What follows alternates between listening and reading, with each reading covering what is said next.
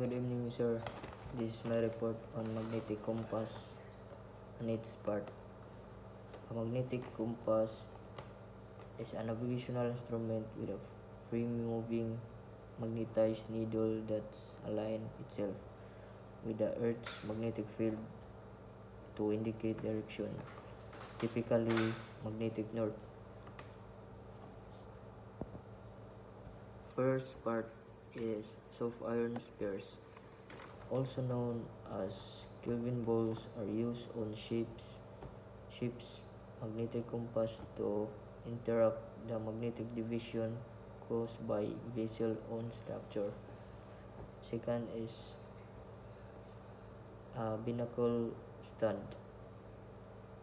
A magnetic compass binnacle stand is a protective housing for a ship's magnetic compass that keeps it a level, shield from element and accurate despite the vessel's own magnetic interference. Third is outward ships. An outward ship magnetic is a small permanent place on a magnetic compass to correct for outward ship division. Fourth is base. The base part of magnetic compass is its transparent base plate, which is the foundation for map navigation. Fifth is the main part of the ball. The main part of a magnetic compass is ball. Ball are the compass ball itself, which hold the fluid and the card, a symbol. Next is flender bar. A magnetic compass flender bar is a vertile soft iron bar located in a tube on the binnacle part binnacle that's correct for the shapes indicate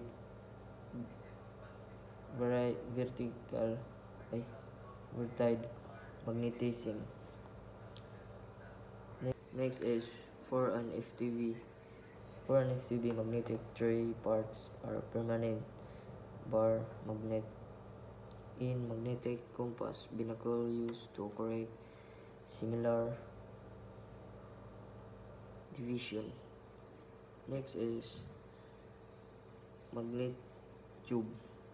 A magnet compass with a magnet tube is typically used in survey or geotech instrument like a prismatic compass, mining compass, or Broughton compass.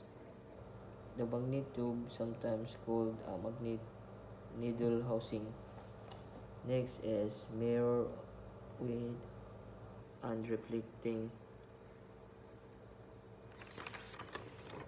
The mirror and reflecting arrangement in a magnetic compass is permanent compass, survey, or compass or Broughton compass is designed to allow the user to take accurate housing. And that's all, sir. Thank you.